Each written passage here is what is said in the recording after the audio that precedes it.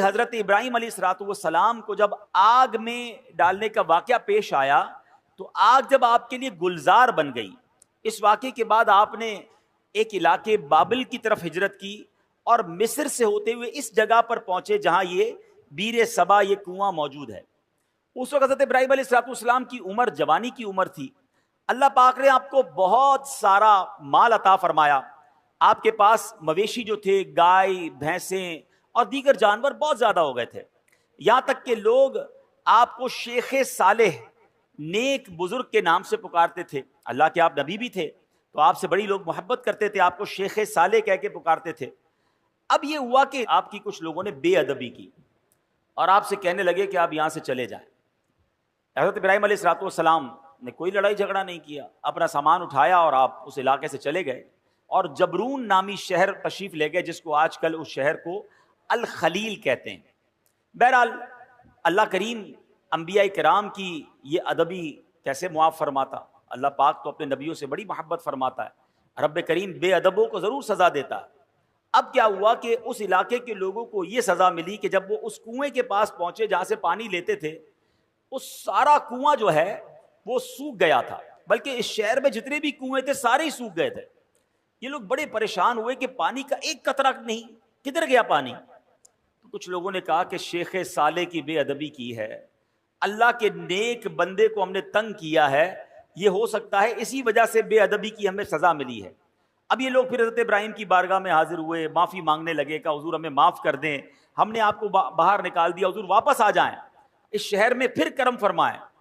حضرت ابراہیم علیہ السلام نے کہا کہ میں تو نہیں آتا، اب تم میری 7 بکریاں لے جاؤ، ایک ایک بکری کو ایک ایک کنویں کے پاس کھڑی کر دو، جیسے ہی وہ بکریاں کنویں کے پاس پہنچے گی انشاءاللہ کنویں میں پانی واپس آ جائے گا۔ اب یہ لوگ 7 بابرکت بکریاں لے کر واپس آئے، جو ہی انہوں نے بکریوں کو کنویں کے پاس کھڑا کیا، اللہ کی رحمت دیکھیں، اسی وقت کنویں ابل پڑے اور دیکھتے ہی دیکھتے پانی سے کنویں بھر گئے۔ اسی وجہ سے اس مقام کا نام بیر سبا یعنی 7 بکریوں والا کنواں، یہ نام مشہور ہو گیا۔ میرے پیارے اسلامی بھائیوں، اس واقعے سے کیا سیکھنے کو ملتا ہے؟ پہلے تو حضرت ابراہیم علیہ السلام کی کیا شان ہے، جو ذوالحجہ کا مہینہ ہے حضرت ابراہیم کی ہمیں یاد دلاتا ہے۔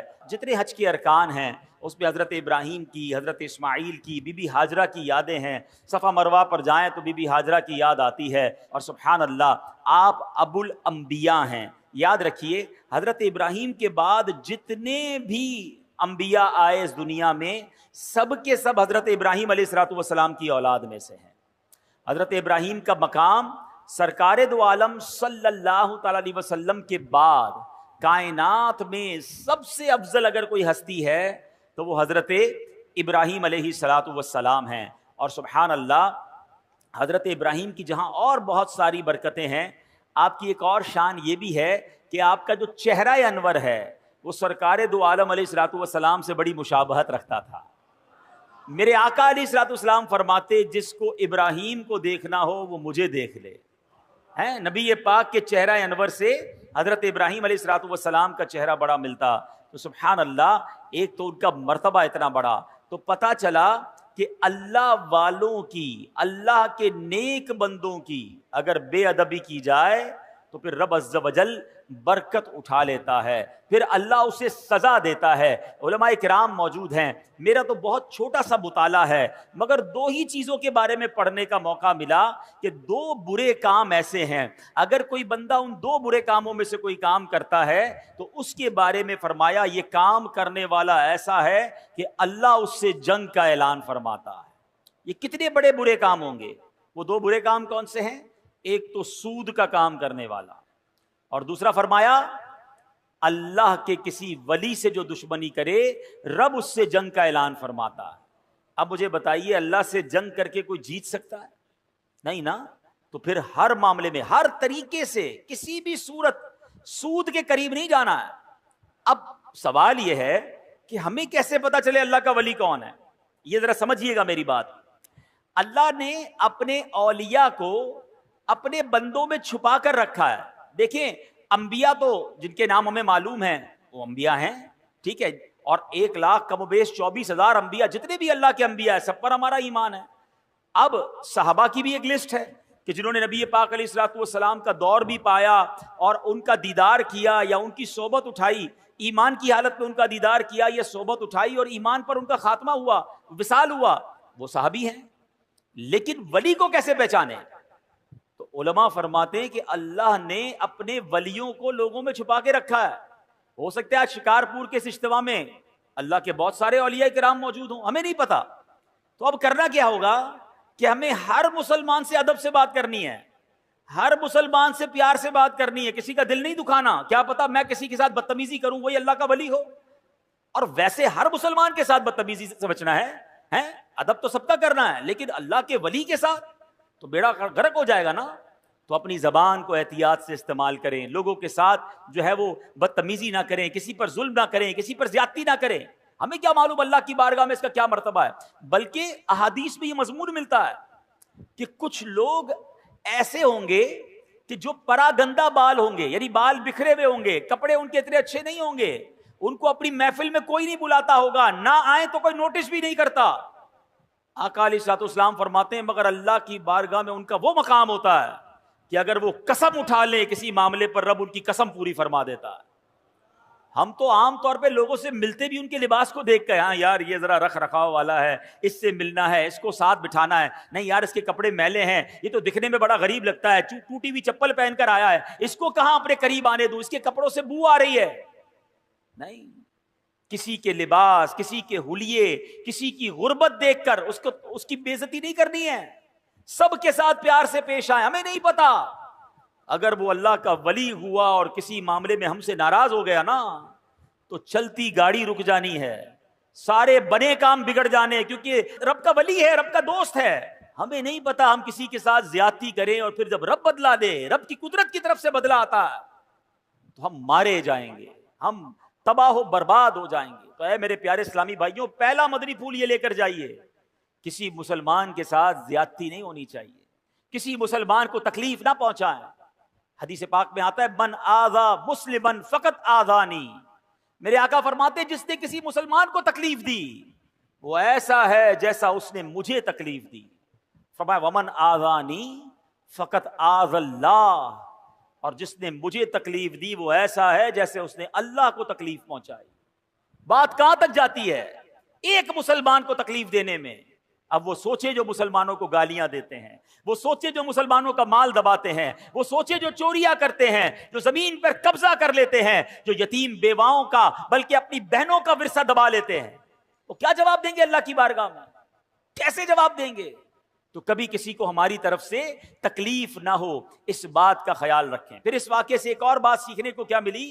سبحان اللہ، کہ تبرکات کی کیا ویلیو ہے۔ حضرت ابراہیم خود نہیں گئے، آپ نے 7 بکریاں بھیج دیں، اور جب وہ 7 بکریاں جاتی ہیں اس کی برکت سے سبحان اللہ ان کنووں میں پانی آ جاتا ہے۔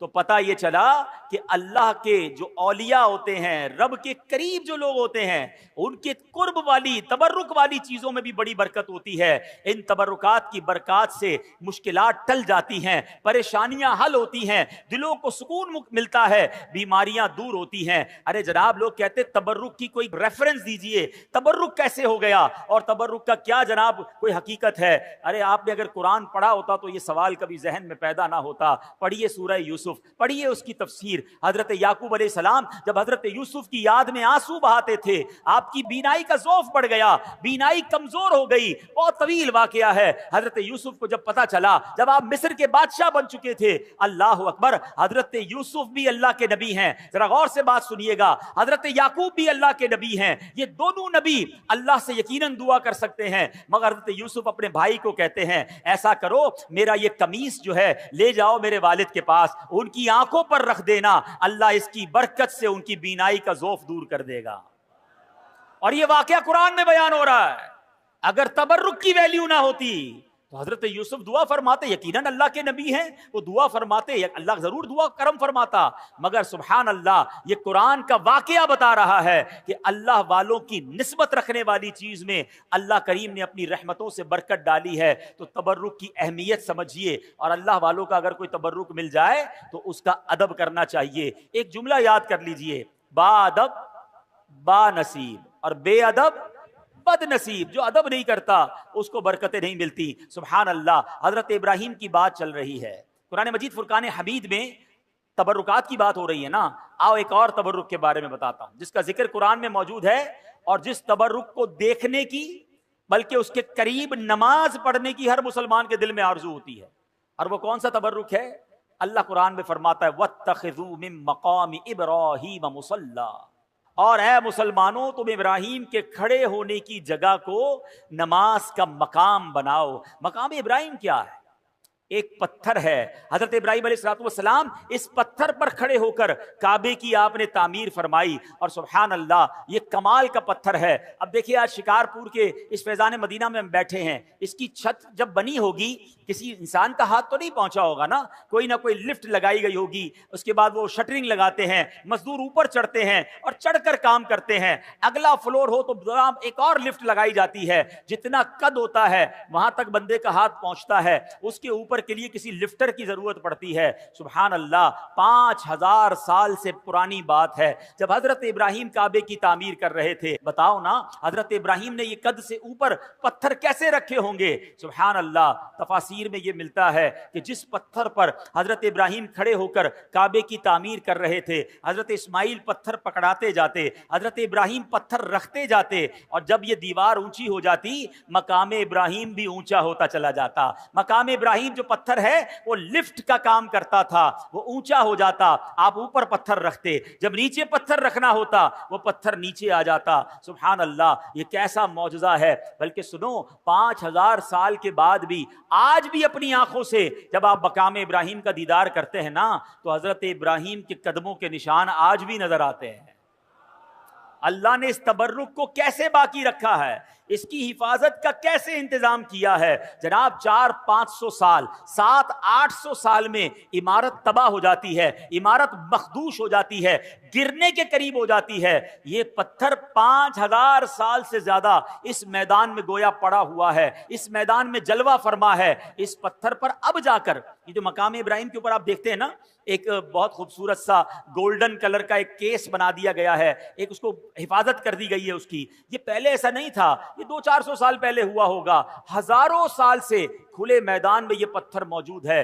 ہزاروں بارشیں گزری, ہزاروں آندھیاں گزری, موسم آگے پیچھے ہوئے, مگر اس پتھر پر آج بھی حضرت ابراہیم کے قدموں کے نشان موجود ہیں. یہ کیسا معجزہ ہے کہ ہم اپنی آنکھوں سے دیکھ رہے ہیں. اب ذرا آگے چلیے, اب ذرا بتائیے قرآن کہتا ہے اس مبارک پتھر کو مصلی بنایا جائے, مصلی بنانے کا حکم دیا. اس کا مطلب کیا ہوا کہ کعبے کے سامنے ایسی جگہ کھڑے ہو کر نماز پڑھو کہ مقام ابراہیم تمہارے اور کعبے کے درمیان میں آئے. یعنی جب طواف کے بعد جو نوافل پڑھے جاتے ہیں جو جس کو واجب الطواف کہا جاتا ہے وہ اس جگہ کھڑے ہو کر پڑھنا مستحب ہے. حضرت عبداللہ بن عمرو بن عاص فرماتے ہیں رحمت اللہ تعالی علیہ خیر المسجد خلف المقام وعن یمین الامام, یعنی پوری زمین میں سجدہ کرنے کے لیے 2 جگہ بہترین ہیں. نمبر 1 مقام ابراہیم کے پیچھے, اور نمبر 2 ہم جب بھی نماز جماعت سے پڑھیں تو امام صاحب کی سیدھی جانب. سبحان اللہ. یہ بھی پتا چلا کہ جب جب جماعت میں نماز پڑھنے کا موقع ملے اللہ کرے با جماعت نماز ہم پڑھنے والے بن جائیں. پھر پہلی صف میں جا کر نماز ادا کیا کریں اور کوشش کریں پہلی صف میں جو مؤذن صاحب کے ساتھ پہ رائٹ سائڈ کی جو جگہ ہے اللہ کرے وہ مل جائے. فرمایا یہ بہترین جگہ ہے. تو سبحان اللہ مقام ابراہیم کے پیچھے نماز پڑھنا ہے. اب ایک اور ذرا تھوڑا سا باریک سا مسئلہ سمجھ لو, انشاءاللہ عشق رسول میں اور اضافہ ہو جائے گا. اب ذرا سمجھیے گا مقام ابراہیم کیا ہے؟ ایک پتھر ہے, ہاں یہ جنتی پتھر ہے, بڑا مقدس پتھر ہے, لیکن عین نماز میں اس پتھر کی تعظیم کرنے یعنی اسے مصلی بنانے کا حکم دیا. اب سوچنے کی بات ہے, علماء بیٹھے ہیں کہ حالت نماز میں ایک پتھر کی تعظیم کرنے سے نماز میں کوئی نقص نہیں آتا ہے, نماز میں کوئی کمی نہیں آتی ہے, نماز ٹوٹتی نہیں ہے بلکہ نماز مکمل رہتی ہے. बल्कि तो भला खुद अंबिया इकराम अलैहिस्सलातु वस्सलाम, बल्कि नबियों के इमाम जनाब रसूलुल्लाह सल्लल्लाहु अलैहि वसल्लम का अगर किसी को नमाज में ख्याल आ जाए तो उसकी नमाज में कैसे खलल वाक़े होगा, उसकी नमाज में क्या कमी आ जाएगी। सुभान अल्लाह, सच यही है कि हालत नमाज में नबी की ताज़ीम का ख्याल आने से नमाज टूटती नहीं बल्कि कामिल व अकमल हो जाती है। किसी आशिक ने क्या खूब कहा, किया क्या करम किया तेरी याद ने मुझे आ जगाया नमाज में, क्या करम किया तेरी याद ने मुझे आ जगाया मेरी नमाज में, मेरे वो भी सजदे अदा हुए जो कज़ा हुए थे नमाज में। अल्लाह अकबर। यानी नबी पाक की याद अगर नमाज में आ जाती है तो गफलत की नींद उड़ जाती है। और सुभान अल्लाह, नमाज का तोहफा भी तो नबी पाक ने ही हमें दिया है, नमाज की तालीम भी नबी पाक अलैहिस्सलातु वस्सलाम ने हमें दी है। तो सुभान अल्लाह, ये है जनाब तबरुकात की हैसियत और तबरुकात की बरकत। अल्लाह से दुआ करते हैं रब्बे करीम हमें मक्का पाक की हाजिरी अता फरमाए, हज की शहादत नसीब फरमाए, मकाम इब्राहीम का दीदार नसीब फरमाए और मकाम इब्राहीम के पास नमाज अदा करना भी नसीब फरमाए। हाँ, एक मसला बता देता हूँ, जब जब ये फजीलत सुनते हैं ना तो हमारे कुछ हाजी साहिबान समझते हैं, चाहे वो उम्रे पर जाएं या हज पे जाएं, कि जनाब आप तो बिल्कुल मकाम इब्राहीम के पीछे नमाज पढ़ेंगे तो नमाज होगी वरना नमाज ही नहीं होगी। तो अब उसके लिए वो जनाब तवाफ रोक कर 4-5 बंदे हाथ बांध लेते हैं कि नहीं भाई इधर ही नमाज पढ़नी है। अब उस पर हज़ारों लोग गुजर रहे होते हैं और अब माशाल्लाह तवाफ में तादाद भी ज़्यादा होती है। तो अगर मकाम इब्राहीम पर आपको जगह ना मिले तो हरम पाक में जहाँ भी जगह मिले आप वहाँ पर वाजिब तवाफ जो है, जो नमाज के नवाफिल हैं तवाफ के, वो अदा कर सकते हैं। वो कहीं भी अदा कर लें, मकाम इब्राहीम पर जाकर अदा करना ज़रूरी नहीं है। बहरहाल मेरे प्यारे इस्लामी भाइयों, हज़रत इब्राहीम का जिक्र खैर हो रहा है। एक मरतबा हज़रत इब्राहीम अलैहिस्सलातु वस्सलाम समुंदर के किनारे से गुजर रहे थे। आप सुभान अल्लाह, आप अलैहिस्सलातु वस्सलाम ने देखा कि एक लाश पड़ी हुई है। हालत यह है कि समुंदर की मछलियां भी उससे नोच रही हैं और परिंदे भी उसका गोश्त खा रहे हैं। ये देखकर हज़रत इब्राहीम अलैहिस्सलातु वस्सलाम को बड़ी हैरत हुई। वैसे हज़रत इब्राहीम अलैहिस्सलातु वस्सलाम का ईमान और यकीन कितना पुख्ता था, इस पर तो कोई कलाम नहीं हो सकता। आप जैसा कामिल ईमान वाला कौन हो सकता है। ये तो सिर्फ एक हैरानी थी कि ये लाश जब कई सारे टुकड़ों में बट गई है, इसका कुछ गोश्त मछलियों के पेट में चला गया है, कुछ परिंदों के पेट में चला गया है, कुछ पानी में लग लग कर गल गया है। एक लाश के इतने सारे टुकड़े बट गए हैं, कयामत आने में अभी सदियां बाकी हैं। हैरत की बात यह कि अल्लाह कैसे कयामत के दिन मुर्दों को जिंदा करेगा और ये सारा गोश्त जो इसके जिस्म पर वापस आ जाएगा। तो सुभान अल्लाह, आपने रब्बे करीम की बारगाह में सवाल किया, रब्बी अरिनी कैफ तुह्यिल मौता, ऐ मेरे रब तू मुझे दिखा दे कि तू मुर्दों को किस तरह जिंदा फरमाएगा।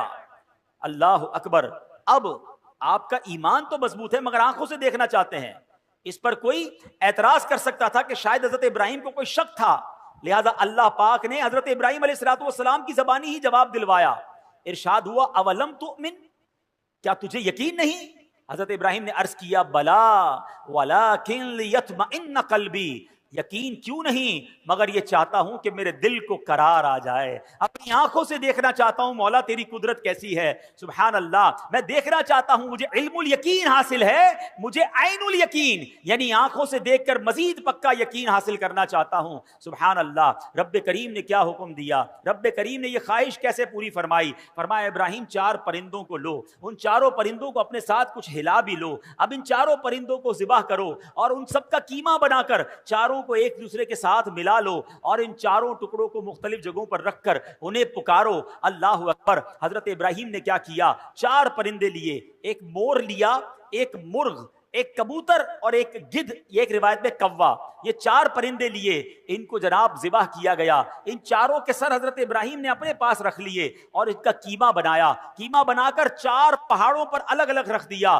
कितना मिक्सचर हो चुका है। और अब हजरत इब्राहीम पुकारते हैं, ए कबूतर, ए मोर, या अय्यतुहल हमामा, या अय्युहद दीक। आपने अपनी आंखों से देखा कि वो कीमे के अज्जा उड़ने लगे और सारे परिंदे दोबारा बन गए। सर नहीं है मगर दौड़ते हुए आए और हजरत इब्राहीम के पास जो सर रखे हुए थे, अपने अपने सर को गोया अपने सर में लगाया, अपनी गर्दन में लगाया और वो दाना चुगने लगे, फिर से जिंदा हो गए। अल्लाह अकबर। अल्लाह करीम ने हजरत इब्राहीम के सामने अपनी कुदरत का क्या शानदार नजारा दिखाया। ये वाकया कुरान में मौजूद है मगर सुभान अल्लाह, इस वाकये से हमें बहुत सारी बातें सीखने को मिलती हैं।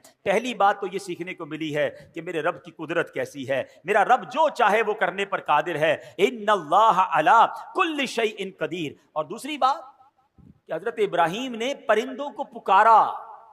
قرآن کہتا ہے اے ابراہیم ان پرندوں کو پکارو, اور آپ نے پکارا یا ایھا الدیک یا ایتھا الحمامہ, اے کبوتر, اے گدھ, اے مور, چاروں پرندوں کو پکارا. سوال یہ ہے پرندے تو مر چکے تھے, بلکہ ان کا تو قیمہ بھی بن چکا تھا, تو قیمہ بنے ہوئے مرے ہوئے پرندوں کو پکارنا جائز یا کہہ کر پکارنا جائز؟ تو اگر آج کوئی عشق رسول میں ڈوب کر یا رسول اللہ کہے تو اس کو تو کوئی پرابلم نہیں کسی کو ہونی چاہیے. اللہ کے نبی پکار رہے, قرآن میں رب فرما رہا ہے پکارو. اگر کوئی صحابی رسول کو پکارتا ہے یا صدیق یا عمر یا عثمان یا حیدر تو کوئی حرج نہیں ہے. غوث پاک کو پکارے, داتا حضور کو پکارے, حضرت امام حسن امام حسین کو پکارے. نبی اللہ جو ہوتے ہیں وہ حیات ہوتے ہیں, اپنی قبروں میں رزق پاتے, یہ تو حدیث پاک میں موجود ہے. تو اگر کوئی آج یا رسول اللہ کہے تو اس میں کوئی حرج نہیں, بلکہ چلے ایک اور بڑا آسان طریقے سے سمجھا دیتا ہوں. یہ تو میں نے قرآن کی بات کی ہے, حدیث پاک تقریباً سبھی لوگوں کو یہ دعا یاد ہوگی جب ہم قبرستان جاتے ہیں. مشکات شریف کی حدیث میں بھی یہ دعا موجود ہے اور کئی سارے لوگوں کو یاد ہوگی. قبرستان کی دعا یاد ہے نا, السلام علیکم یا اہل القبور یغفر اللہ لنا ولکم وانتم سلفنا ونحن بالاثر. کیا خوبصورت دعا ہے, بلکہ اس دعا میں ایک میسج بھی بڑا پیارا ہے. اللہ کرے قبرستان جائیں تو یہ دعا کا میسج بھی تو سمجھیں. معنی کیا بنتا ہے اس دعا کا؟ السلام علیکم یا اہل القبور, اے قبر والو تم پر سلام ہو. یغفر اللہ لنا ولکم, اللہ تمہاری اور ہماری مغفرت فرمائے. وانتم سلفنا, تم پہلے چلے گئے. ونحن بالاثر, ہمیں پیچھے آنا ہے. کاش قبرستان جا کر یہ بات سمجھ آ جائے کہ یہ پہلے چلے گئے ہیں, ہماری باری آنے والی ہے, مجھے بھی اسی قبر میں جانا ہے, میرا بھی سب کچھ پیچھے رہ جائے گا. میں دنیا کے پیچھے اتنا نہ بھاگوں کہ قبر میں جب جاؤں تو وہاں مار پڑے. کاش اس دعا سے ہم یہ سبق حاصل کریں. اور سبحان اللہ, ایک مسئلہ کیا حل ہو گیا مجھے بتائیے. قبرستان شکارپور میں بھی ہوگا نا, قبرستان میں نیک لوگ بھی دفن ہوئے ہوں گے, گناہگار بھی دفن ہوئے ہوں گے, نمازی بھی گیا ہوگا, بے نمازی بھی گیا ہوگا, عبادت گزار بھی گیا ہوگا, شرابی بھی گیا ہوگا. سارے قبرستان والوں کو جا کر آپ کیا کہتے ہیں؟ السلام علیکم یا اہل القبور. نیک کی قبر پر بھی یا اہل القبور, گناہگار کی قبر پر بھی یا اہل القبور. مجھے بتاؤ ایک عام مسلمان کو یا اہل القبور کہنے کی اجازت حدیث پاک کے ذریعے ہے, یہ دعا موجود ہے, نبی پاک یہ دعا کہتے ہیں. تو اگر میں داتا حضور کے قدموں میں جا کر کہوں کہ یا داتا حضور تو اس میں کیا پرابلم ہے جناب؟ یہ تو حدیث پاک سے ثابت ہے. تو اس میں کنفیوز نہ ہوا کریں. امید ہے یہ مسئلہ بھی دور ہو گیا ہوگا. اچھا, یہاں علماء نے ایک بڑی پیاری اور بھی بات سکھائی, صوفیانہ تفسیر کی ہے اس واقعے کی. یہ جو چار پرندے ہیں نا, کبوتر, مرغ, مور اور گدھ, فرمایا ان چاروں میں ایک بری خصلت ہے. جو مور ہے نا اس کو اپنی خوبصورتی پر بڑا ناز ہے, گھمنڈ, تکبر. جو مرغ ہے اس میں بڑی شہوت ہوتی ہے. فرمایا کبوتر بھی جو ہے اپنی اونچی اڑان پر بہت زیادہ غرور کرتا ہے, اور گدھ جو ہے اس کے اندر بڑی لالچ ہوتی ہے. کیا خوبصورت بات علماء کہتے ہیں, یہ چار بری عادتیں ہیں. حضرت ابراہیم نے ذبح کیا نا ان چار پرندوں کو. اگر تم بھی اپنے دل سے ان چار بری عادتوں کو نکال دو, ان چار بری خصلتوں کو ذبح کر دو, اس رب کریم نے چار مرے ہوئے پرندوں کو زندہ کیا تھا, وہ تمہارے مردہ دل کو بھی زندہ فرما دے گا. تمہارے دل میں بھی نور علی نور ہو جائے گا. بس ان بری خصلتوں سے اپنے آپ کو بچانا ہے. سبحان اللہ. اب ایک اور بات سیکھنی ہے اس واقعے سے جو آج کے دور میں بڑی امپورٹنٹ ہے. حضرت ابراہیم کا ایمان کتنا مضبوط ہے, پہلے یہ بات سمجھنا. ان کے ایمان کا صدقہ اللہ عطا فرما دے. ایسا ایمان تھا کہ اتنی بڑی آگ میں آپ کو ڈالا جا رہا تھا. آپ کی عمر کتنی تھی اس وقت؟ 18-20 سال. فرشتے آئے تھے آپ کے پاس, اے ابراہیم ہمیں کہیے ہم بارش برسا دیتے ہیں. ہوا کا فرشتہ آیا, اے ابراہیم آپ کہیں تو ہوا چلا کر آگ بجھا دیتے ہیں. آپ نے کہا نہیں, مجھے تم میں سے کسی سے حاجت نہیں. جب بالکل آگ میں پھینکا جانے لگا, حضرت جبرائیل آئے, اے ابراہیم آپ میرے لیے کوئی کام ہو تو بتائیں. آپ نے فرمایا مجھے تمہاری کوئی حاجت نہیں ہے. حضرت جبرائیل کہتے ہیں اے ابراہیم پھر اللہ ہی سے عرض کر دیجئے کہ وہ آپ کو اس آگ سے بچا لے. ایمان کی طاقت دیکھیں, اللہ پر بھروسہ دیکھیں. حضرت ابراہیم کہتے ہیں میرا رب دیکھ رہا ہے, اس نے بچانا ہوگا تو وہ بچا لے گا, وہ جو چاہے میں اس میں راضی ہوں. اللہ اکبر. یہ ایمان تھا. حضرت ابراہیم کے ایمان کی بات کرتے ہو, آپ کے ایمان کا لیول یہ ہے کہ آپ کو حکم ملا اپنی زوجہ کو, اپنے دودھ پیتے بچے کو ایک صحرا میں چھوڑ کر آ جاؤ, جہاں پانی بھی نہیں ہے, جہاں آبادی بھی نہیں ہے. آپ اس جگہ پر چھوڑ آئے اور پھر مکہ آباد ہو گیا. آپ کو کہا جاتا ہے اپنے بیٹے کو ذبح کرو, آپ اپنے بیٹے کو ذبح کرنے چل پڑتے ہیں. ارے ایسا ایمان. اللہ اکبر. شاعر مشرق کہتے ہیں نا, اگر آج بھی ہو ابراہیم سا ایمان پیدا. ہاں, پرابلم یہی ہے, ہمارے ایمان میں ہی کمزوری ہو گئی ہے. ایمان مضبوط ہو جائے تو کیا ہوگا؟ وہ کہتے ہیں اگر آج بھی ہو ابراہیم سا ایمان پیدا, آگ کر سکتی ہے انداز گلستان پیدا. آج بھی آگ باغ بن سکتی ہے. آپ غم کی آگ میں ہے نا, پریشانی کی آگ میں ہے, اگر کسی اور مصیبت میں ہے, اپنا ایمان مضبوط کر لو, اپنا عقیدہ مضبوط کر لو, اللہ پر بھروسہ مضبوط کر لو, تمہاری غموں کی آگ جو ہے وہ آج گلزار بن جائے گی. مگر سمجھ یہ آیا کہ حضرت ابراہیم علیہ السلام کو اپنے ایمان کو مزید مضبوط کرنا تھا. سیکھنے کو یہ ملا کہ ہمیں بھی یہ کام کرتے رہنا ہے کہ ہمارا ایمان بھی مضبوط ہو جائے, کہیں ایمان کمزور نہ ہو جائے. ایمان کی فکر کرنی ہے. حدیث پاک میں آیا ایک زمانہ آئے گا, آدمی صبح کو مومن ہوگا, شام کو کافر ہوگا, اور شام کو مومن ہوگا تو صبح کافر ہوگا. آج کل تو جناب طرح طرح کے فتنے ہیں, ایمان کے ڈاکو گھوم رہے ہیں.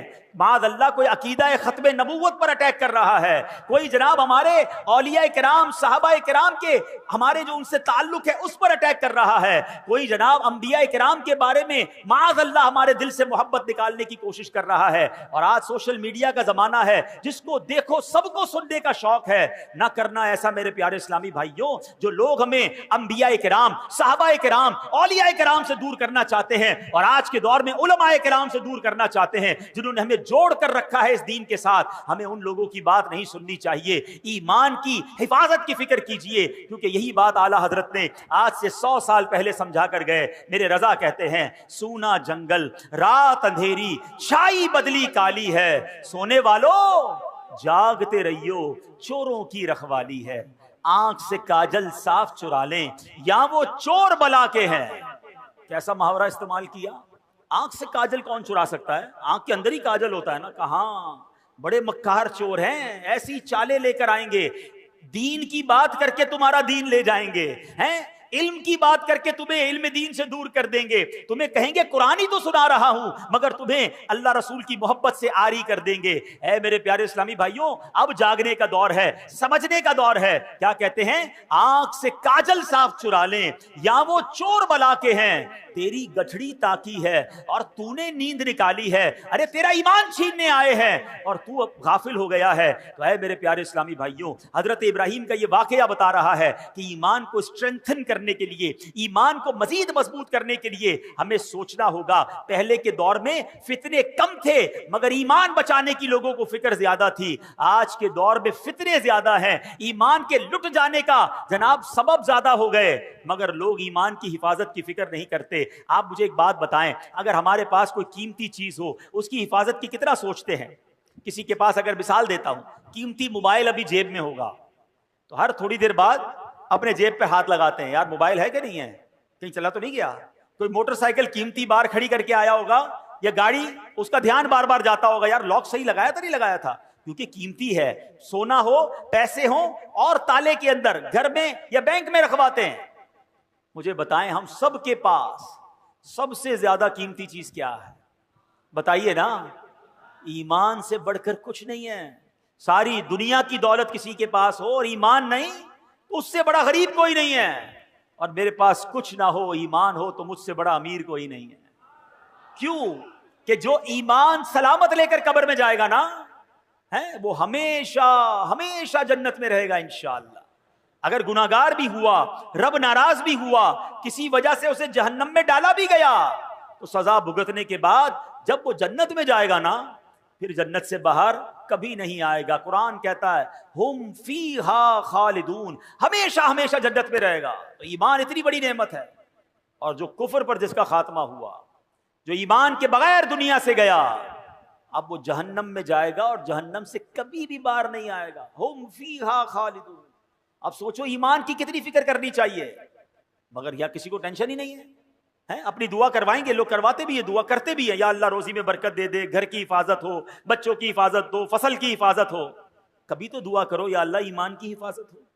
کبھی تو دعا کرو یا اللہ قبر میں ایمان سلامت لے کے جاؤں. یعنی ایمان کے بارے میں سوچتے ہی نہیں ہیں. حالانکہ ایمان چھن سکتا ہے. پہلے تو یہ سمجھیے. آپ کو پتا ہے میرے آقا علیہ الصلوۃ والسلام کی دعا؟ پہلے یہ بتائیے پیارے آقا کا قلب مبارک کیسا ہے، آپ کا دل اقدس. آئے ہائے، تیرے صدقے میں آقا سارے جہان کو دین ملا، جن کے صدقے میں ایمان ملا. وہ دعا کرتے تھے. وہ دعا کیا تھی؟ یا مقلب القلوب ثبت قلبی علی دینک. اے دلوں کو پھیرنے والے، میرے دل کو تیرے دین پر ثابت قدمی عطا فرما. یہ اللہ کے نبی دعا ہماری تعلیم کے لیے فرماتے. ہمیں ٹینشن ہی کوئی نہیں. ایمان کی مضبوطی کے بارے میں سوچئے. اب کیسے ایمان مضبوط ہو، آئیے سنتے ہیں. حدیث پاک میں ہے لا یؤمن احدکم حتی اکون احب الیہ من والدہ وولدہ والناس اجمعین. آقا فرماتے تم میں سے کوئی بھی اس وقت تک کامل ایمان والا نہیں ہو سکتا جب تک مجھے اپنے والدین، اولاد اور سب لوگوں سے بڑھ کر محبوب نہ بنا لے. تو ایمان کیسے مضبوط ہوگا؟ نبی پاک سے سچی محبت، سب سے زیادہ محبت. خالی نعرے نہیں، غلامی رسول میں موت بھی قبول ہے. بہت اچھا نعرہ. جس کو موت قبول ہے اس کو نماز کیوں قبول نہیں ہے؟ اس کو حرام روزی چھوڑنا قبول نہیں ہے؟ اس کو بے حیائی کے کام چھوڑنا قبول نہیں ہے؟ جوئے اور شراب میں پڑے میں کہتے غلامی رسول میں موت بھی خود سوچئے نا. سچی محبت. مومن کامل کب ہوگا؟ جب نبی پاک سے سچی اور سب سے زیادہ محبت ہوگی. ایک اور ایمان مضبوط کرنے والے کام سنیں. آقا فرماتے ہیں اوثق عرل ایمان الحب فی اللہ. آقا فرماتے ہیں اللہ پاک کی رضا کے لیے اللہ پاک کے بندوں سے محبت کرنا ایمان کی سب سے مضبوط رسی ہے. تو پتہ چلا اللہ کے نیک بندوں، ولیوں، صحابہ، اہل بیت سے محبت کرنا، ان سے اپنا روحانی تعلق مضبوط کرنے سے ہمارا ایمان پکا ہوتا ہے. تو اللہ والوں سے محبت کریں، اللہ کے بندوں سے محبت کریں، دشمنیاں چھوڑ دیں. ایک اور حدیث پاک نبی پاک علیہ الصلوۃ والسلام فرماتے ہیں تم میں سے کوئی بھی اس وقت تک کامل مومن نہیں ہو سکتا جب تک اس کی خواہشات میرے لائے ہوئے دین کے تابع نہ ہو جائیں. یعنی خواہشات پر نہیں چلنا ہے. میری خواہشات، میری تمنائیں سب پیچھے ہیں. پہلے میرا دین ہے، پہلے میرا مذہب ہے، پہلے اسلام ہے. لوگ کہتے ہیں یار سب چلتا ہے، بچوں کی خوشی میں سب چلتا ہے. نہیں میرے پیارے اسلامی بھائیوں، اپنی خواہشات کو مٹا کر اسلام پر عمل کرنا یہ ایمان کو مضبوط کرتا ہے. ایک اور حدیث پاک سنیں جو آج کے دور میں بڑی ضروری ہے. میرے آقا فرماتے صلی اللہ علیہ وسلم لا یؤمن احدکم حتی یحب لاخیہ ما یحب لنفسہ. تم میں سے کوئی بھی اس وقت تک کامل مومن نہیں ہو سکتا جب تک اپنے بھائی کے لیے بھی وہی پسند نہ کرنے لگے جو اپنے لیے پسند کرتا. اب کیا حال ہے؟ کیا آپ پسند کرتے ہیں آپ کی بے عزتی ہو؟ کیا آپ پسند کرتے ہیں آپ کو کوئی دھوکہ دے؟ کیا آپ پسند کرتے ہیں کہ آپ کا دل دکھایا جائے؟ کیا آپ پسند کرتے ہیں کہ آپ کے ساتھ ملاوٹ کر کے کوئی مال بیچے، آپ کا مال دبا لے؟ جب آپ اپنے لیے پسند نہیں کرتے تو آپ دوسرے کے لیے بھی یہ پسند نہ کریں. آپ بھی دوسروں کی عزت کریں، آپ بھی دوسروں کے ساتھ سچ بولیں، آپ بھی کسی کو دھوکہ نہ دیں. کیونکہ مومن وہ جب تک نہیں ہو سکتا جو اپنے لیے پسند کرے وہ اپنے بھائی کے لیے پسند نہ کرے. تو اے میرے پیارے اسلامی بھائیوں، ہمیں یہ بات سیکھنی ہے کہ اگر ایمان کو مضبوط کرنا ہے تو ان حدیثوں کو مضبوط کریں، ان احادیث پر عمل کریں. تو اے میرے پیارے اسلامی بھائیوں، ہمیں ان باتوں پر عمل کرنا ہے. اب اگلے چند دنوں کے بعد وہ مہینہ آ رہا ہے جس مہینے کو ذوالحجہ کا مہینہ کہا جاتا ہے. اور یہ کتنا مبارک مہینہ ہے. سرکار دو عالم صلی اللہ علیہ وسلم کا فرمان ما من ایام العمل الصالح فیہا احب الی اللہ من ہذہ الایام. کوئی دن نہیں ہے کہ جس کا نیک عمل کرنا اللہ کے ہاں ان 10 ایام سے بڑھ کر محبوب ہو. یعنی عام دنوں میں نیکی کی جائے وہ بھی اللہ کو بڑی پیاری ہے، لیکن عام دنوں کی نسبت ذوالحجہ یعنی عشرہ ذوالحجہ جو ہے، ذوالحجہ کے جو پہلے 10 دن ہیں، اس کی نیکیاں اللہ کے ہاں بڑی محبوب ہیں. اور آگے ایک روایت میں ہے والعمل فیہن یضاعف 700 ضعف، ان دنوں میں نیکی کا ثواب 700 گنا بڑھا دیا جاتا ہے۔ تو سبحان اللہ، ان 10 دنوں میں خوب نیکیاں کیجئے، ہو سکے تو 9 دن روزے رکھیے۔ 10 ذوالحجہ کو عید والے دن روزہ نہیں رکھ سکتے کہ بلکہ 10، 11، 12، 13 یہ 4 دن، اور پھر عید الفطر 5 دن پورے سال میں روزہ رکھنا جائز نہیں۔ اور سبحان اللہ، علماء کہتے ہیں یہ جو 4 دن ہے نا بقرہ عید کے، یہ روزہ نہ رکھو، یہ اللہ کی طرف سے تمہاری دعوت ہے۔ ہاں، باقی 9 دن خوب روزہ رکھیں، عبادت کریں، اور سبحان اللہ ان دنوں میں حاجی اپنی زندگی کے خوشگوار یادگار ایام منا رہے ہوتے ہیں۔ اللہ جو اس سال حج پر جا رہے ہیں ان کا حج قبول فرمائے، اور جو تڑپ رہے ہیں رب کریم ہمیں بھی اس در کی حاضری نصیب فرمائے۔ حضرت ابراہیم علیہ السلام نے ہمارے لیے ایک پیغام بھی بھجوایا ہے، یہ پتہ ہے آپ؟ ہاں، اللہ کے خلیل نے، حضرت ابراہیم علیہ السلام نے ہم امتیوں کے لیے، سرکار علیہ السلام کی امتیوں کے لیے ایک پیغام بھجوایا۔ وہ کیا ہوا کہ معراج کی رات میرے آقا فرماتے ہیں میری ابراہیم علیہ السلام سے ملاقات ہوئی، آپ نے فرمایا اے محبوب علیہ السلام اپنی امت کو میرا سلام پہنچائیے۔ آئے ہائے، اللہ کے نبی حضرت ابراہیم ہمیں سلام عطا فرما رہے ہیں، اور پھر فرمایا کہ اے محبوب صلی اللہ علیہ وسلم اپنی امت کو فرمائیے کہ جنت پاک اور زرخیز زمین ہے اور خالی میدان کی صورت ہے، بے شک یہاں کے باغات سبحان اللہ، الحمدللہ، لا الہ الا اللہ اور اللہ اکبر ہیں، یعنی جنت کی زمین خالی ہے۔ بندہ جب یہ تسبیح کرتا ہے اس جنت میں درخت لگتے رہتے ہیں۔ یا رسول اللہ اپنی امت سے فرمائیے ان کلمات کا کثرت سے ذکر کیا کریں تاکہ جنت میں ان کے لیے زیادہ سے زیادہ باغات لگتے رہیں۔ کاش ہم درخت لگانے لگیں تو کچھ موسم بھی ٹھیک ہو جائے۔ دعوت اسلامی کا شعبہ FGRF انشاءاللہ اگست میں شجر کاری کرے گا۔ مجھے لگتا ہے اہلیان پاکستان کو اس گرمی سے تو اب لگ پتا گیا ہوگا کہ اگر ہم درخت لگا لیتے اور زیادہ لگاتے تو شاید اس موسم میں فرق پڑ جاتا۔ اب تو سائنٹیفکلی بھی پروف ہو گیا ہے کہ جس محلے میں درخت زیادہ ہوں وہاں ٹیمپریچر بھی کم ہوتا ہے۔ لوگ اپنی گاڑی پارک کرنے کے لیے، اپنا جانور باندھنے کے لیے درخت تو ضرور ڈھونڈتے ہیں مگر درخت نہیں لگاتے۔ اللہ کرے میری بات اہلیان پاکستان سن لیں، تمام 24 کروڑ پاکستانی صرف ایک ایک پودا لگا لیں اور اس پودے کو درخت بنائیں، پودا لگا کر بھول نہ جائیں، اس کو درخت بنا لیں تو انشاءاللہ اگلے 2-4 سالوں میں ہمارا وطن سرسبز و شاداب ہو جائے گا، ہماری آنے والی نسلوں کو اچھا موسم ملے گا، ٹھنڈی ہوائیں ملیں گی اور انشاءاللہ آکسیجن کی فیکٹریاں ملیں گی۔ چلیں پہلے تو یہ نیت کر لیں کہ انشاءاللہ ثواب کی نیت سے ہم دعوت اسلامی والوں کے ساتھ اس سال شجر کاری بھی کریں گے انشاءاللہ۔ یہ تو ہو گئی دنیا میں شجر کاری، اب جنت میں درخت لگانے ہیں وہ تو اور آسان ہے۔ حضرت ابراہیم نے کیسا پیارا کام دے دیا۔ چلو مل کر پہلے تو ہم اللہ کے خلیل کی اس خوبصورت پیغام پر لبیک کہتے ہیں، سب مل کر کہیے سبحان اللہ، الحمدللہ، اللہ